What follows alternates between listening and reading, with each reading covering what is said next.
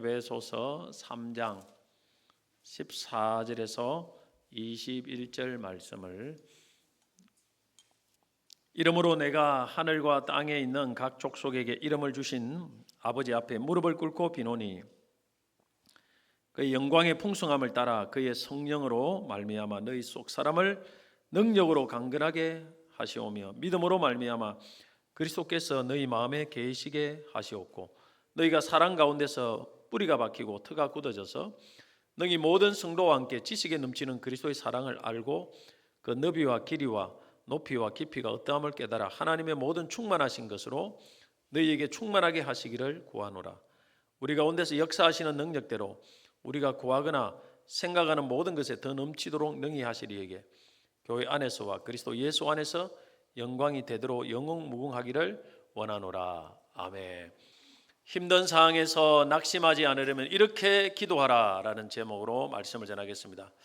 요즘은 챗 GPT, 또 구글에 있는 제미나이, 또 네이버의 리턴 등 AI, 인공지능 검색 기능이 매우 발달이 되어 있습니다. 그래서 우리가 궁금하고 또 필요로 하는 것들을 물어보면 몇 초 내에 내가 원하는 것을 쉽게 얻을 수 있습니다.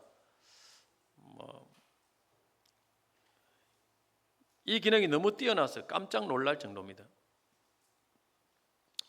세미나 하려고 세미나 자료를 만들어 달라고 하면 만들어줘요. 이게. 또 심지어 파워포인트도 만들어 주는 그런 곳도 있습니다.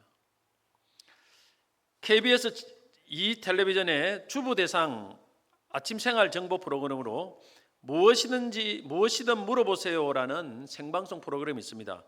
1983년 첫 방송 이후에 무려 40년 넘게 방송 중인 프로그램입니다.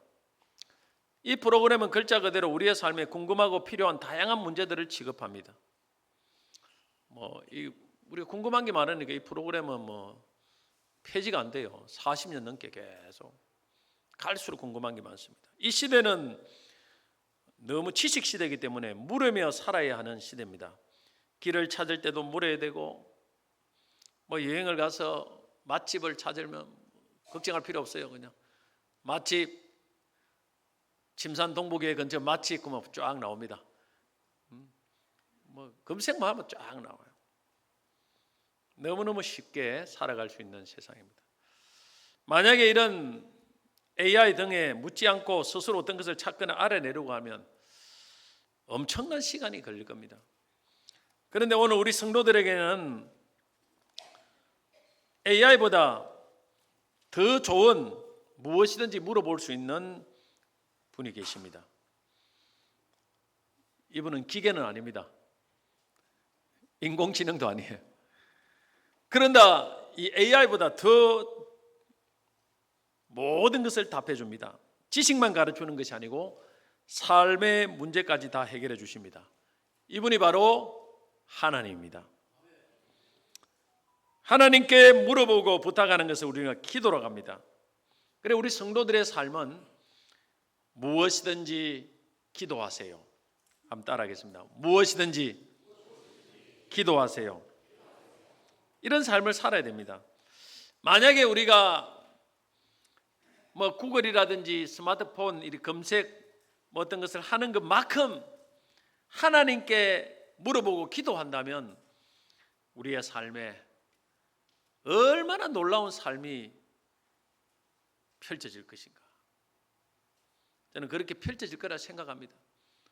그런데 우리 하나님께 물어보는 대신에 너무 우리가 기계에게 물어보고 사람에게 너무 많이 물어봐요.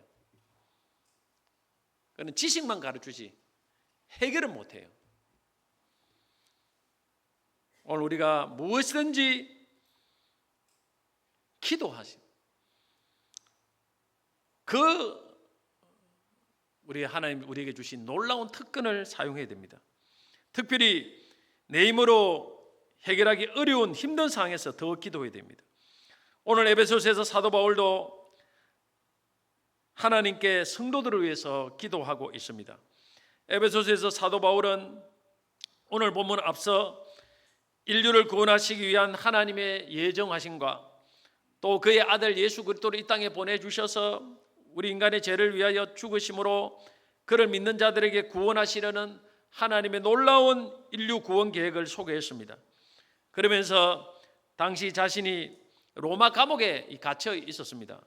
그러면서 이 에베소서를 쓰는데 그 감옥에 갇혀 있는 상황 때문에 자신이 가르친 그 에베소 성도들이 자신의 현재 고난 때문에 낙심할 것을 우려하면서 낙심하지 말 것을 권면하고 있습니다. 그래서 에베소 3장 13절 오늘 보면 바로 전에 있습니다. 그러므로 너희에게 구하노니 너희를 위한 나의 여러 환난에 대하여 낙심하지 마라. 이는 너희의 영광이니라. 자, 왜 낙심하지 말라고 하느냐면은 이것이 너희의 영광이라는 것입니다. 지금 사도 바울이 왜 이 고난을 받고 감옥에 있습니까? 복음을 전하려고 전하려다가 이런 고난을 당하는 것입니다.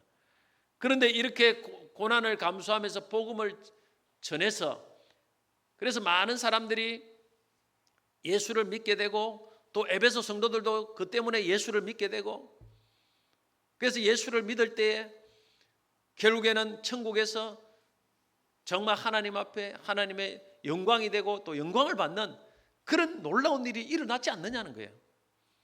이런 고난이 없으면 너희들에게 이런 영광이 주어지겠느냐는 거예요. 그래서 고난만 생각하지 말고 고난의 뒤에 있을 그 영광을 생각하면서 낙심하지 말라는 것입니다. 오늘도 우리가 복음을 전하고 주님의 일을 하고 교회를 봉사할 때 왜 나만 이렇게 힘들게 봉사하고 다른 사람들은 놀고 있고 편안하게 사는데 나는 왜 이럴까? 낙심이 될 때가 있습니다. 그것은 하나님이 원하는 뜻이 아니에요. 내가 그렇게 봉사를 했기 때문에 그것 때문에 교회가 영광을 받는 거예요. 교회가 하나님께 영광을 돌리고 교회의 영광이 되고 또 그렇게 고난을 감수하고 섬긴 사람도 나중에는 천국 가서 하나님께 영광을 받습니다. 할렐루야. 그걸 생각해야 됩니다. 자꾸 편한 것만 생각하고 그것만 비교하면 낙심돼서 아무것도 못해요. 사실은. 그러면서 그는 에베소 성도들을 위해서 기도합니다. 그것이 오늘 본문 에베소 3장 14절 15절 같이 한번 읽어보겠습니다. 이러므로 내가 하늘과 땅에 있는 각 족속에게 이름을 주신 아버지 앞에 무릎을 꿇고 비노니. 왜 갑자기 사도 바울이 기도를 합니까? 그것은 바로 13절에 나와 있는 것처럼 에베소 성도들이 자신의 환난으로 인하여 낙심할까 염려했기 때문에 그렇습니다. 우리 어떤 상황에서 기도해야 됩니다. 그러나 특별히 힘든 상황일 때 또 힘들어하고 있는 사람들을 위해서 기도해야 됩니다. 사실 더 힘들어하는 것은 감옥에 있는 사도 바울인데 근데 사도는 성도들이 자신의 처지를 보면서 낙심할 것을 더 우려하면서 기도를 하고 있습니다. 이것이 사실 목회자의 마음이죠. 야고보서 4장 2절에 보면 너희가 얻지 못하면 구하지 아니하기 때문이요 했습니다. 야고보서 5장 13절에 너희 중에 고난 당하는 자가 있느냐 그는 기도할 것이요 했습니다. 하나님은 우리를 늘 돕고 계십니다. 도우십니다. 기도 안 해도 도울 때가 많습니다. 그러나 기도하면은 더 잘 돕습니다. 왜 하나님께서 기도할 때 특별하게 더 잘 도우시는가? 만약 기도하지 않고 하나님이 우리를 도우시면 우연으로 생각할 수 있습니다. 이게 하나님이 도우시는가 모르겠다. 근데 우연히 자꾸 겹치면 사람들은 더 이상 하나님을 의지하지 않습니다. 왜? 기도 안 해도 하나님이 얼마든지 돕고 있으니까 잘 되니까. 그러나 기도할 때 하나님이 딱 그 기도하는 시점에 맞춰서 그리고 기도하는 그 기도 제목만큼 그렇게 딱 도우면 이 하나님이 도와주셨구나. 하나님이 살아계시는구나. 이걸 금방 느끼게 돼요. 그리고 하나님께 감사합니다. 그러면서 우리의 믿음이 성장하게 됩니다. 그리고 다음에 또 똑같은 문제가 터졌을 때 하나님께 기도하게 됩니다. 하나님께서 이걸 원해서 기도할 때 돕는 거예요, 사실은. 저도 이렇게 교회를 하다 보면 야, 기도 안 하면 교회 부흥 안 됩니다. 절대 안 돼요. 왜 그렇게 밤낮으로 기도하는가? 기도 안 하면 안 되니까 그런 거예요. 내가 기도 안 하면 기도 안 해도 될 것 같으면 저도 맨날 막 기도 안 하겠어요. 왜 이렇게 새벽에 나옵니까?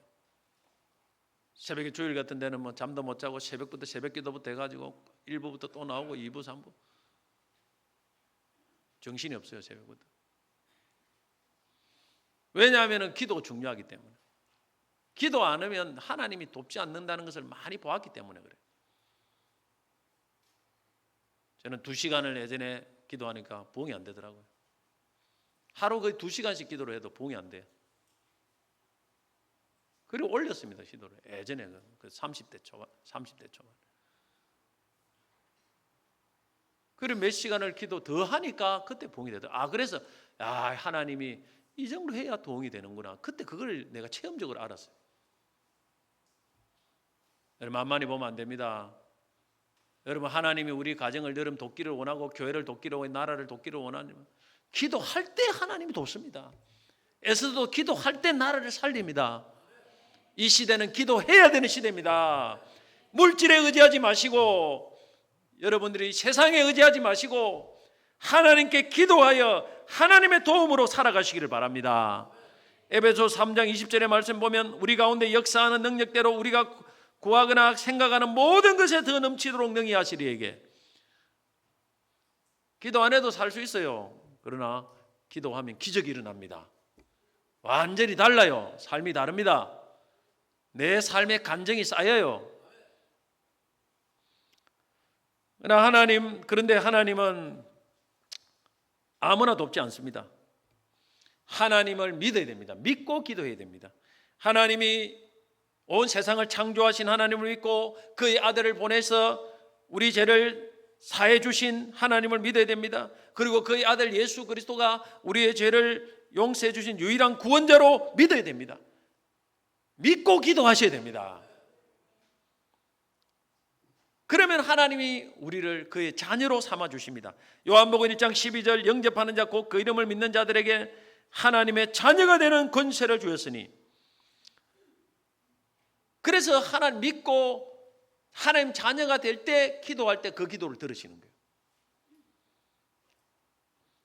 아무리 돈이 많은 재벌이라고 여러분들이 뭐 부탁을 하면 그 재벌이 듣습니까? 만원 한 장 보내주지 않아요. 왜? 관계가 없습니다. 재벌하고는 우리하고 관계가.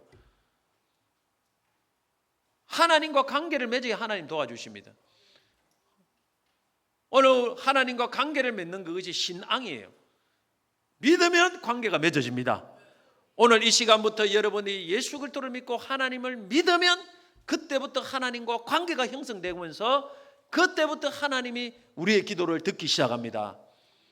저도 수십 년 전에 예수를 믿고 나서 기도하니까 그때부터 기도가 응답이 되기 시작하더라고요. 뭐 그전에는 뭐 기도를 하지는 않았고 또 그전에도 사실 정식 기도는 안 했지만은 힘들 때 아이고 하나님 계시면 좀 도우면 좋겠다 이런 생각도 했는데 그때는 응답이 없어요. 근데 정말 정식으로 하나님 믿고 그때부터 지금까지 수십 년을 하나님께서 수많은 기도를 응답하시는 것을 보았습니다. 그런데 하나님 믿고 나서도 우리가 하나님과의 이제 하나님의 자녀가 되었습니다. 그러나 하나님과 덜 좋은 관계를 맺어야 됩니다. 그래야 기도가 잘 응답됩니다.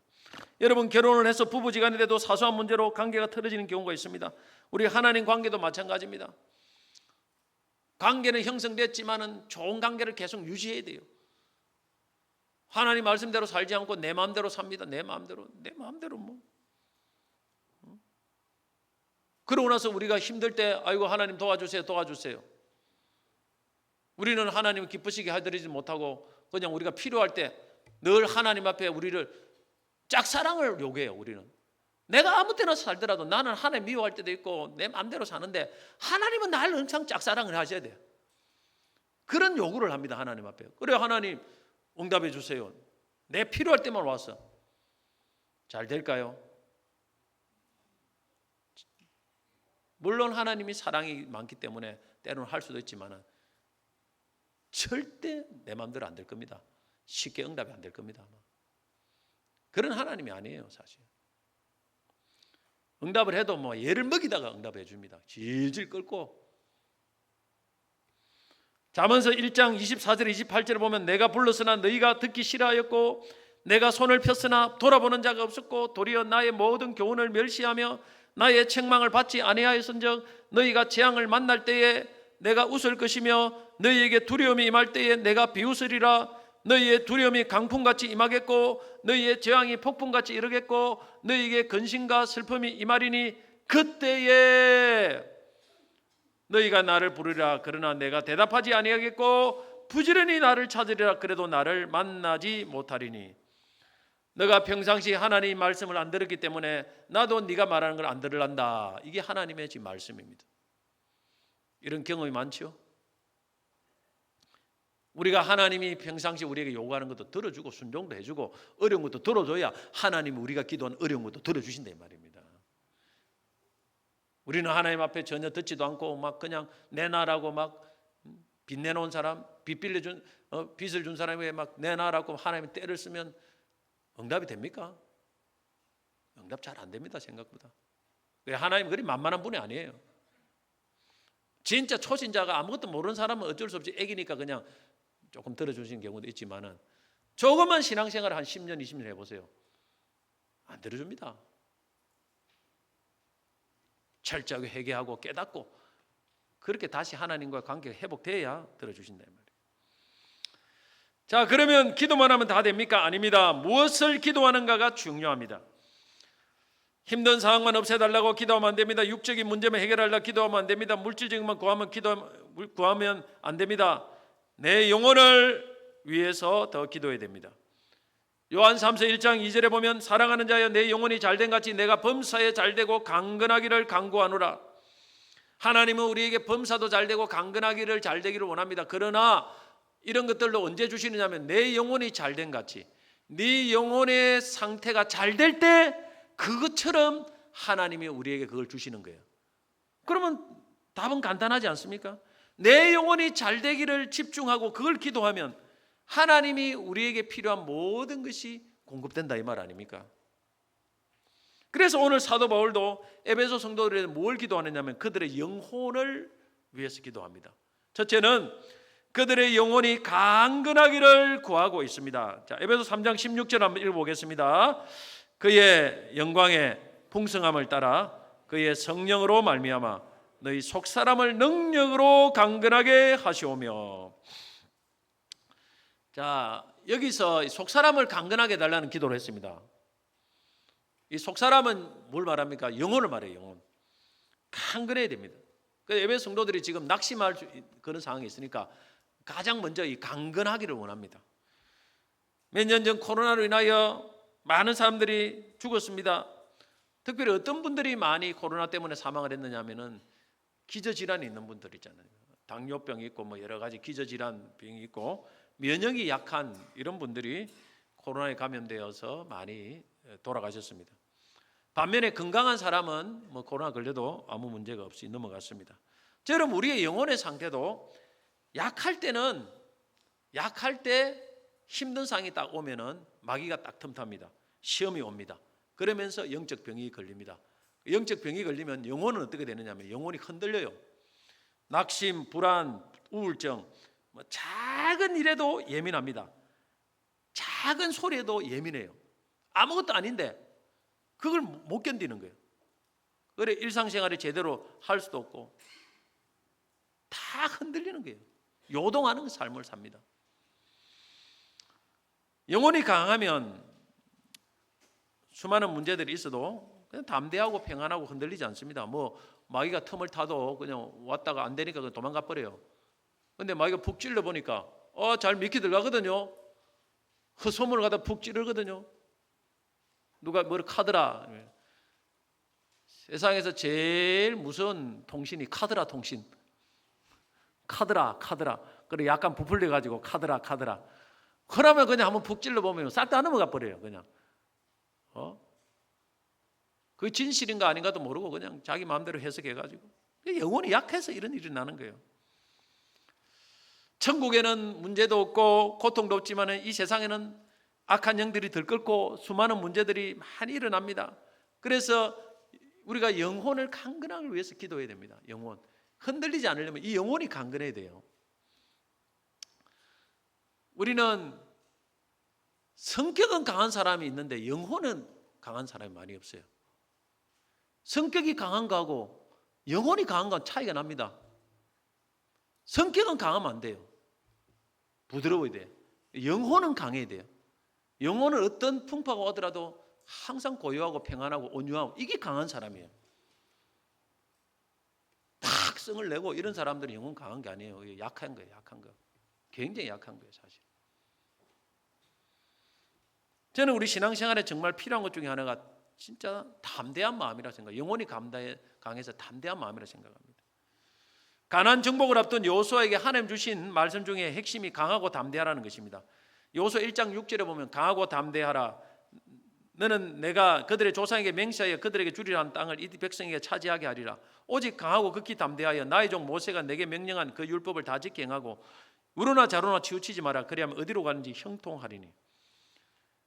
네가 내게 하나님 주신 사명을 감당하려면 가나안 정복 사명을 감당하는 강하고 담대하라는 거예요. 지금 이 시대에 나는 많은 교회들을 보면서 참 성도들이 너무 영혼이 약해요. 너무 약하니까 저끼리 막 싸우는 거예요. 저끼리. 자기들 문제 서로 상처받아가지고 세상을 정복을 못해요. 정복을. 하나님 우리에게 주신 것은 세상을 정복해서 제자 만들고 세상을 변화시켜야 되는데 나가지를 못해. 우리 안의 문제가 전부 다 영혼이 약해서 그래. 영혼이 강하면 그 문제를 갖다 다 극복을 하고 세상에 나갈 거 아닙니까? 교회 안의 문제가 너무 해결을 못하기 때문에 사람들의 전도도 못하고 세상에 영향을 끼치지 못해요. 여호수아에 뭐랍니까? 강하고 담대해서 정복하라는 것입니다. 영혼이 담대하지 못하면 여러분 세상에서 죄를 지을 유혹이 있을 때 그거 이겨내지 못합니다. 직장에서 술자리에 갈 때 술을 권할 때 못 이겨냅니다. 노라는 말을 못해요. 후환이 두려워서. 그리고 직장 상사가 거짓말을 시킬 때 잘릴까 싶어서 후환이 두려워서 노라는 못합니다. 하나님 말씀이 분명히 명백하게 어긋나도 그걸 노라고 할 수가 없어요. 왜냐하면 마음이 두려워서. 여러분 복음을 전할 때도 담대해야 전할 수 있습니다. 내가 이 한마디 했다가는 이 사람이 혹시 부담 줄까 봐 싫어할까 봐 이걸 교회 가자 말도 못하고 복음 전하는 말도 못하고 그러다가 아무것도 하지를 못해요. 담대해야 됩니다. 담대해야 돼요. 특히 가족들 전도도 마찬가지입니다. 군대에서 어느 군목이 설교를 하면서 자기가 잘 아는 분의 이야기를 했다고 합니다. 유교 사상에 투철한 가정에서 아들을 장가 보냈는데 공교롭게도 예수를 뜨겁게 믿는 처녀를 며느리로 맞이했습니다. 대농가다 보니까 며느리가 밤늦도록까지 뼈가 으스러지도록 일을 하고 잠시 눈을 붙였다가 이른 새벽에 일어나서 또 일을 하면서도 불평을 못하고 남편 말에 거역하는 일이었고 양같이 순한 며느리였다고 합니다. 그런데 이 며느리가 주일만 되면 호랑이로 변해요. 누구 말도 안 들어요. 주일 아침이 되면 경대 앞에서 머리에 기름을 바르고 머리를 단정히 빗고 깨끗한 옷을 입고 성경 찬송을 옆에 끼고 교회로 가는 거예요. 농사철이 한참 바쁠 때는 사실 이 촌에서는 교회도 못 갈 정도로 바쁩니다. 근데도 그냥 무조건 직진이에요. 주일만 되면 무조건 교회 가는 거예요. 농사들이 바쁠 때도. 그럴 때 바쁠 때 가니까 교회 갔다고 시어머니 시부모가 호통치고 남편 이리저리 뛰어도 아랑곳 없이 교회 갑니다. 교회 갔다 와서 남편에게 머리채를 휘어 잡히고 온몸에 멍이 들도록 매를 맞습니다. 매를 맞고도 월요일 이른 새벽부터 토요일 저녁까지 일하고 주일 되면 그냥 무조건 가는 거예요. 아무리 때려도 안 되니까 이제 시부모가 크게 기합을 주기 위해서 아들과 의논했습니다. 그래서 어느 주일날 교회에 갔다가 오는 며느리를 기다렸다가 안 죽을 만큼 때린 후에 뜯어놓은 구들장 속에 넣고 구들장을 덮은 다음에 아궁이에 불을 지폈습니다. 얼마 후에 구들장을 들치고 며느리를 끄집어내니까 머리카락이 확 다 타버리고 얼굴과 손발에 심한 하상을 입었습니다. 그런데 며느리는 밖으로 끌려 나오자 제일 먼저 하나님 우리 아버님과 어머니 그리고 남편이 알지 못해서 그러하니 그들을 용서해 주옵소서 그렇게 기도를 하더라는 거예요. 여기에 시부모가 회개하고 남편이 거꾸로져서 집사가 되고 시부모는 장로가 되고 시어머니는 권사가 되었다는 것입니다. 만약 며느리가 담대하지 못했다면 그 가정은 저는 구원을 받지 못했거나 구원받는데 오래 걸렸을 겁니다. 입을 못해요. 저 사람 내가 이런 말하면 안 좋게 생각하겠지. 그걸 못 해가지고 전도 못하는 사람 많습니다. 좀 우리가 무조건 담대할 필요는 없지만 때로는 담대해야 돼요. 때로는 담대해야 됩니다. 그래야 됩니다. 저도 이 가정의 복음을 전하다 보니까 안 믿는 집에서 이 담대함이 필요해요. 그래서 무조건 하고 예배 드리고 막 우리 어머니도 안 숙이도 우리 장모님도 안 숙이도 막 그냥 뭐 대고 해야 돼요. 그냥 그래가지고 하나님의 역사가 일어나는 거예요. 담대해야 됩니다, 여러분. 부끄러우면 안 돼요. 정말 복음을 해 담대하면 하나님이 책임집니다. 나이 드신 부모님들 계시고 가족들 있는 분들은 좀 담대하시기 바랍니다. 근데 영혼이 강건하게 되는 것은 내 마음으로 안 됩니다. 내 의지로 안 됩니다. 성령의 능력으로 됩니다. 우리 16절에 성령으로 말미암아 너희 속사람을 능력으로 강건하게 하시오며, 하나님의 성령의 능력이 우리 속에 부어질 때 강건해지는 겁니다. 그래 성령의 능력을 구하는 기도를 해야 돼요. 물질 구하고 세상 것만 구하지 말고 내 영혼의 강건함을 달라고, 강하게 해달라고, 담대하게 해달라고, 이 기도를 많이 해야 된단 말입니다. 이 기도를 안 하니까 성령이 부어지지 않는 거예요. 타고나면서 이 영적으로 강건한 사람은 아무도 없습니다. 다 약해요. 저도 약합니다. 저는 어릴 때 남들에게 뭐 이런 싫은 소리를 못해요. 외상도 못하고 이건 못해요. 근데 성령의 능력이 부어지고 하니까 그냥 되더라고요. 내 힘으로 되는 게 아닙니다. 나는 원래 약하다 이런 소리 하면 안 돼요. 다 약해요. 안 약한 사람 없습니다. 성령의 능력을 구하면 다 강건하고 여러분 담대한 사람이 됩니다. 할렐루야. 기도해 보세요. 오늘부터 내 영혼을 위해서 기도를 하시란 말입니다.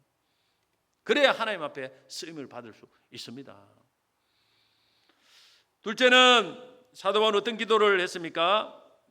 강한 믿음을 구했습니다. 강한 믿음. 이게 영혼을 위한 기도죠. 이것도. 자, 에베소 3장 17절 같이 읽어보겠습니다. 믿음으로 말미암아 그리스도께서 너희 마음에 계시게 하시옵고. 여기까지만 하겠습니다. 믿음으로 말미암아 그리스도께서 너희 마음에 계시게 하옵소서. 자, 예수님을 믿으면 예수님이 우리의 마음에 계십니다. 그런데 이미 예수님을 믿고 예수님이 계신 에베소 성도들에게 왜 사도 바울이 믿음으로 예수님께서 그리스도께서 너희 마음에 계시게 하옵시며 이렇게 구합니까? 예수님은 믿을 때 우리 속에 계시지만은 믿음의 상태에 따라서 예수님이 내 안에 계시는 것을 인식하고 느끼는 정도가 사람 따라 엄청 차이 납니다. 제가 여러분 속에 예수 믿는 사람, 예수님 안에 계신 거 느껴지느냐? 성령이 느껴지느냐? 안 느껴지는 사람 많아요. 믿음이 약하면요 안 느껴져요. 그냥 모르겠다는 거 모르겠다. 근데 믿음이 좋고 이렇게 강한 사람들은 늘 예수님이 느껴집니다. 그래서 아이고 예수님 임재를 느껴져요. 그리고 예수님의 음성을 듣고 예수님과 동행합니다. 이 차이가 많은 거예요. 사실 사도 바울이 여기서 믿음으로 너희 마음에 예수님 계시고 하옵소서, 이거는 예수님이 안 계셔서 다시 오시란 말이 아니고 믿음이 강한 믿음을 가지고 너희 안에 계시는 예수님을 느끼고 그 음성을 들으면서 예수님과 동행하면서 그 말씀에 순종하는 그런 삶을 살라, 그런 의미입니다. 요한계시록 3장 20절에 보면 라오디게 교회에 예수님 이런 말씀을 했습니다. 볼지어다 내가 문 밖에서 두드리노니 누구든지 내 음성을 듣고 문을 열면 내가 그에게로 들어가 그로 더불어 먹고 그는 나와 더불어 먹으리라. 자, 라오디게 교회는 분명히 예수를 믿는데 예수님 문 밖에 세워놓은 교회입니다. 교회 안에 없어요. 예수님이 성도들 안에 없어요. 왜 그런지 압니까? 그들이 정말 믿음으로 예수님 제대로 섬기지 못하기 때문에 예수님과 교제가 끊어진 거예요. 교제가 끊어진 건데 기도도 안 돼요. 뜨거움이 없어요. 열심도 없어요. 기도 재미도 없어요. 예배 재미도 없어요. 그냥. 그 예수님과 교제가 끊어진 거예요. 관계가 끊어진 거가 교제가 끊어진 거예요. 이런 상태가 된다는 거예요. 사실은 믿음으로 살지 못, 믿음이 없으면. 사람이 몸이 약해지면 맥박이 아주 약해집니다. 이게 만져보면 맥박을 집어보면 이게 뛰는 거 안 뛰는 거는 모를 정도예요. 근데 건강하면 맥박이 막 팍팍팍팍팍 뜁니다.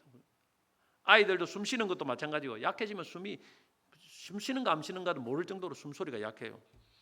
믿음도 강해지면 우리 속에 맥박이 뛰듯이 예수님이 살아계시면 팍팍팍 느껴져요. 예수의 음성이 느껴지고 예수님의 성령의 인도가 느껴지고, 강한 믿음을 위해서 기도해야 됩니다. 우리가 믿음하면 어떤 큰 기적 같은 이것만 생각하는데 그게 아니에요. 믿음이 있으면 주님과의 친밀한 교제가 일어납니다. 굉장히 주님이 나와 가까이 느껴져요. 그러면서 주님과 동행하는 삶, 이거 뭐냐면은 마치 그 에녹과 같이 주님과 동행하는 삶이 가능해지고 주의 음성을 여러분 분별하는 이 삶이 가능해지는 거예요. 굉장히 가까워야 돼요. 주님과 믿으면. 안 보이는 것을 보고 눈에 귀에 안 들리는 것을 들을 수 있어요. 이게 믿음으로만 가능하다는 것입니다. 그래서 강한 믿음을 구해야 된다는 말입니다. 하나님 앞에. 절대 쉽게 되는 건 아닙니다. 그렇게 될 때 우리 안에 평안이 오고 마음이 요동하지 않고 어마어마한 하나님의 영적인 축복이 임한다는 것입니다. 그냥 예수 믿는 걸 만족하면 안 됩니다. 더 주님과 동행하는 삶을 살아야 됩니다. 세 번째 사도 바울의 기도는 어떤 기도냐면은 예수님의 사랑을 깊이 깨닫는 것입니다. 자, 에베소 3장 18절 19절 말씀 같이 한번 읽어보겠습니다. 능히 모든 성도와 함께 지식에 넘치는 그리스도의 사랑을 알고 그 너비와 길이와 높이와 깊이가 어떠함을 깨달아 하나님의 모든 충만하신 것으로 너희에게 충만하게 하시기를 구하노라.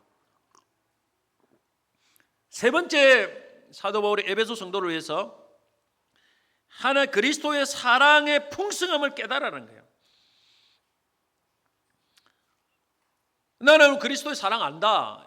우리를 위해 십자가 지신 사랑 안다. 이 정도 말고 이건 모르는 사람 누가 있겠습니까? 더 풍성하게 깨달아 보라는 거예요. 그걸 위해서 기도하라는 것입니다. 저는 우리 신앙생활에서 예수님의 사랑, 하나님의 사랑을 깊이 깨닫는 것보다 더 중요한 건 없다고 생각합니다. 그 사랑을 깊이 깨닫고 내가 그 사랑을 받고 있음을 느껴야 됩니다. 예수님의 사랑을 의심하면은 우리 신앙생활은 반드시 설렁포에 빠지게 되고 봉사, 헌신, 전도 어떤 것도 할 수가 없습니다. 주를 위해서 하는 모든 게 아깝기 시작합니다. 사랑이 없기 때문에 그런 거예요. 믿지 않기 때문이 아니고 예수님을 사랑하지 않으면 헌신이 없습니다. 아까워요. 모든 것이. 헌금 드리는 것도 아까워요. 시간 드리는 것도 아까워요. 그게 사랑이 없는 증거라는 것입니다. 사랑하면 자식을 사랑하면 주는 것이 아깝지 않아요. 자식을 위해서는 1,000만 원, 억, 매덕도 쉽게 내놓는 사람이 주를 위해서는 단 몇만 원도 10만 원도 아까워하는 사람들이 많습니다. 이게 사랑이 부족하기 때문에 일어나는 현상이에요. 그 점을 알아야 됩니다. 그래서 사랑을 깨달아야 돼요. 예수님 사랑을. 우리가 사랑을 하려면 먼저 사랑을 받아야 됩니다. 깨달아야, 내가 사랑을 받아야 사랑할 수 있습니다. 사랑받는 것은 인간의 기본 욕구이자 심리적 안정과 행복의 아주 중요한 요소입니다. 사랑받은 것만큼 행복해지고 다른 사람을 또한 사랑할 수 있습니다. 원래 우리 인간의 사랑은 이 가족에서, 가정에서 부모로부터 받는 것이 가장 사실은 인간을 통해 받는 1차적인 사랑입니다. 이걸 받아야 돼요. 그런데 이 가정이 깨지면서 부모로부터 사랑을 받기보다 받지 못하고 상처만 받고 자란 사람은 어떻게 되느냐 하면은 사랑을 받지 못하기 때문에 사랑의 사람이 되지 못해요. 항상 부정적인 사람이 될 가능성이 높습니다. 그래서 다른 사람을 관계를 잘 못 맺고 관계에 실패합니다. 그리고 스스로도 행복과 기쁨을 누리지 못해요. 그러나 사랑을 많이 받은 사람은 인격이 사랑의 인격으로 변해요. 그래서 그 사람이 관계도 잘 맺어요, 사실은. 그래서 많은 문제가 다 그런 건 아니지만은 있는 사람은 뒷조사해 보면 가정에 문제가 많아요. 어릴 때 사랑을 많이 못 받은 그런 사람이 많습니다. 사랑을 받지 못하고 엄격하게 이렇게 너무 엄격하게 야단만 맞고 이래 되면 사랑이 부족합니다. 어쩔 수 없어요. 켄터키 루이빌 의과대학 병원에 미국이죠. 이게 위장이 다 망가진 22살 된 환자가 입원했는데 그 병원에서 아무리 위장을 고쳐보려고 해도 못 고쳐요. 그래서 결국 이거는 수술로 못 고치는 병이다 생각하고 정신과 전문의에게 진찰을 받게 했습니다. 그랬더니 거기서 진찰 결과 원인을 발견했어요. 이 22살 청년의 부모님들이 이혼을 했습니다. 이 청년 어릴 때. 그래 6살 된 그를 양자로 보내고 그 양부모가 심하게 학대를 했다고 합니다. 그래서 이 청년이 친부모가 자기를 버렸기 때문에 자기가 이런 고통을 당한다고 생각하고 친부모에 대한 분노가 어릴 때부터 자랐다고 합니다. 그래서 12살 때는 가슴에 칼을 품고 자기를 버린 부모에게 복수하겠다고 다짐을 하다가 결국에는 22살 때 위장이 완전히 망가지고 더 이상 고칠 수가 없어요. 그래서 병원에 수소문을 해서 친부모를 찾았는데 아버지는 죽고 엄마만 왔는데 병실로 안내된 엄마가 아들에게 눈물로 용서를 구했으나 고개를 안 들린 채 외면을 하더라는 겁니다. 그래서 사흘이 지났을 때 결국 그 아들이 엄마의 가슴에 얼굴을 묻고 며칠간을 그렇게 울더랍니다. 그리고 엄마를 이제 받아들였답니다. 받아들이고 서로 사랑을 나누었습니다. 그런데 놀랍게도 그때부터 병이 낫기 시작해. 삽시간에 회복되더라는 거예요. 삽시간에. 사랑을 받았거든요. 이제 다시 어릴 때 못 받은 사랑을 받으니까 그 영혼이 치료되면서 병이 치료되더라는 거예요. 사랑을 받는 게 참 중요합니다. 오늘 우리가 부모로부터 사랑을 못 받은 사람도 여러분 우리가 정말 부모보다 더 큰 사랑을 받을 수 있는 대상이 있습니다. 그분이 우리 진짜 부모인 하나님 아버지입니다. 예수 그리스도입니다. 할렐루야. 이 하나님과 예수님의 사랑은 우리 모두가 받을 수 있는 사랑입니다. 이걸 받아야 돼요. 그러면 그때서 비로소 회복이 됩니다. 사람이 인격이 사랑의 인격으로 변화돼요. 부정적 인격이 사라지고 그리고 그 사랑이 받을 때 내가 사랑하게 되고 하나님도 사랑하고 사람도 이웃도 사랑하게 변화됩니다. 사랑은 받을 때 사랑하게 되는 거예요. 주게 됩니다. 요한일서 4장 10절 11절 보면 사랑은 여기 있으니 우리가 하나님을 사랑한 것이 아니고 하나님이 우리를 사랑하사 하나님 우리를 먼저 사랑했습니다. 우리 죄를 속하기 위하여 화목 제물로 그 아들을 보내셨습니다. 사랑한 자들아 하나님 이같이 우리를 사랑하셨는지 우리도 서로 사랑한 것이 마땅하도다. 그래서 예수 그리스도가 우리를 얼마나 사랑했는가 그걸 깨닫는 것만큼 우리가 그 사랑을 느끼고 받는 겁니다. 그죠? 그럴 때 우리도 비로소 사랑의 인격으로 바뀐다는 거예요. 그래서 이 예수님의 사랑을 사도 바울은 알기를 계속 기도한 겁니다. 지식에 넘치는 사랑이라고 해서 이 사랑은 이게 지식도 있지만 지식만 갖고는 안 돼요. 성령으로 체험적으로 인격적으로 이걸 더 깊이 알도록 기도해야 됩니다. 성령님이 기도해서 우리에게 알려줘야 됩니다. 자, 이 놀라운 그리스도의 사랑을 알 때 어떻게 되는가? 19절에 말씀 다시 보겠습니다. 19절에 보면 그 너비와 길이와 높이와 깊이가 어떠함을 깨달아 하나님의 모든 충만한 것으로 하신 것 너희에게 충만하게 하시기를 구하노라. 자, 그렇게 예수 그리스도의 사랑을 깊이 풍성하게 할 때 하나님의 모든 충만한 것이 내게 채워진다는 거예요. 하나님의 모든 충만한 것은 뭡니까? 하나님이 가진 영적이고 인격적이고 모든 좋은 것, 성품, 능력, 은사 모든 것이 나에게 부어진다는 거예요. 사랑을 예수 그리스도의 사랑을 깨달을 때 그 사랑을 깨달으면서 내가 사랑의 인격으로 바뀌고 그러면서 하나님이 주시는 어마어마한 모든 것이 주어진다는 거예요. 여러분 보시죠. 우리가 사랑이 없이 막 다른 걸 구해보세요. 내 인격이 그리스도의 사랑으로 변화되지 않는 가운데 하나님 이거 주세요, 저거 주세요, 은사 주세요. 쉽게 잘 안 줄 겁니다. 그러나 그 사랑을 깨닫고 내가 사랑의 인격으로 변화되면 하나님이 모든 충만한 것이 내게 부어진다는 거예요. 고린도서 12장에 보면 사도 바울은 고린도 교인들에게 가장 큰 은사를 사모하려 했는데 그 은사가 바로 사랑의 은사입니다. 너희는 더욱 큰 은사를 사모하라. 내가 또한 가장 좋은 길을 너희에게 보이리라. 고린도 13장 13절에 그런 적 믿음, 소망, 사랑 이 세 가지는 항상 있을 것인데 그 중에 제일은 사랑이라.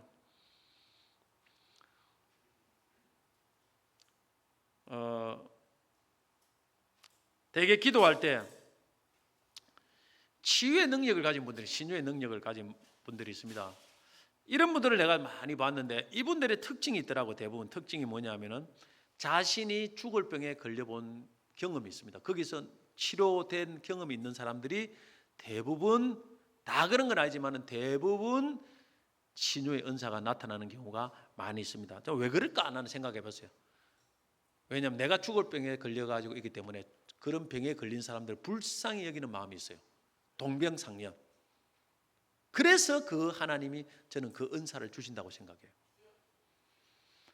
한국의 유명한 현신의 권사님도 신유의 종 아닙니까? 그분도 폐결핵과 14가지 불치병을 고침받고 많은 사람을 치유하는 그런 사람이 되었습니다. 우리 잘 아는 조용기 목사님도 마찬가지죠. 폐결핵 죽을 병에 걸리고 치료받고 또 신유 은사가 나타났죠. 어느 교회 교사가 매독에 걸린 자기 반 아이들을 위해서 기도하는데 매독에 걸린 아이들을 그 아이를 위해서 기도하면서 안고 눈물로 기도하니까 그 눈물이 떨어지는 그곳에 매독균이 치료되더랍니다. 사랑과 더불어서 하나님이 놀라운 치유와 능력이 거기에 나타나더라는 것입니다. 전도할 때도 영혼을 불쌍히 여기는 그 사랑의 마음을 갖고 눈물로 기도하면 저는 하나님 반드시 그 영혼을 붙여주신다고 생각합니다. 이게 한 영혼이 얼마나 귀한지를 모르고 전도가 얼마나 귀한지를 모르기 때문에 마음이 냉랭한 사람에게는 아무리 전도 훈련을 해도 안 붙여주는 경우가 많습니다. 저는 불신 가정에 자라기 때문에 이게 귀한 걸 알아요. 그래서 정말 하나님 앞에 그게 얼마나 이 귀한가. 그래서 그 전도를 하려고 하는 거죠. 어떤 부인이 신앙 상담을 위해서 박사님을 찾았습니다. 말하기를 저는 전도 훈련도 열심히 받았고 성경 암송도 익숙할 정도로 많이 했습니다. 그런데 지금까지 저는 단 한 사람도 주님 앞으로 인도하지 못했습니다. 오늘도 이웃집 자매를 전도하려고 했지만 아무 성과도 없었습니다. 왜 그럴까요? 물었더니 이 박사님이 이런 말을 했습니다. 그 이유는 당신의 눈에 사랑의 눈물이 메말라 있기 때문일 것입니다. 시편 126편 6절에 보면 울며 씨를 뿌리는 자는 기쁨으로 단을 거두리라고 시편 기자는 약속하지 하고 있지 않습니까? 이 대답을 듣고 이 부인이 즉시 돌아가서 자신이 주님 앞에 사랑이 부족한 자신의 모습을 진심으로 회개하고 사랑을 구했다고 합니다. 그날이 저물기 전에 한 영혼을 전도했답니다. 주님이 뭘 원하는 걸 잘 봐야 돼요. 사랑의 사람이 되어야 됩니다. 그러면 하나님의 놀라운 충만함이 내 속에 임하는데 그 사랑의 사람이 되려고 하면 예수의 사랑을 깨달아야 돼요. 깊이 깨달을수록 내가 사랑으로 변합니다. 예수의 능력을 깨달을수록 능력이 오고 예수의 사랑을 깨달을수록 사랑이 옵니다. 이걸 위해서 기도하라는 것입니다. 말씀드리겠습니다. 여러분 힘든 상황에서 낙심하지 않으면 반드시 기도해야 됩니다. 기도할 때 하나님께서 우리의 삶에 모든 것을 가르치고 필요를 채워주십니다. 뭘 기도해야 됩니까? 우리 속사람을 강건하게 내 영혼의 강건함을 위해 기도해야 됩니다. 담대해야 돼요. 강해야 됩니다. 이게 성격이 강하라는 말이 아닙니다. 이거는 내 영혼이 강해야 돼요. 어떤 풍파가 오더라도 흔들리지 않는 영혼, 평온을 유지하고 온유를 유지할 수 있는 이 담대함을 여러분 구해야 됩니다. 이거는 성령의 능력이 임해야 가능한 것입니다. 둘째, 강한 믿음을 주어서 늘 예수님을 내 안에 계신 예수를 인식하고 그분을 느끼며 주님과 동행하는 삶을 살게 해달라고 믿음이 있어야 됩니다. 이것이 기도해야 됩니다. 세 번째로는 예수의 사랑을 풍성하게 깨닫게 해달라고 기도해야 됩니다. 이 사랑을 깨달을 때 나도 그 사랑의 사람으로 변화되고 그리고 하나님의 모든 충만한 것이 내 속에 임합니다. 여러분 이걸 구하시기 바랍니다. 이 세 가지 기도 제목 정말 우리에게 필요한 우리 영혼과 우리 신앙생활에 필요한 너무너무 중요한 기도인데 여러분 이 세 가지 기도 제목을 늘 기도하셔서 오늘 영혼이 잘된 같이 범사가 잘되고 강건한 은혜의 복을 받으시기를 주의 이름으로 축복합니다.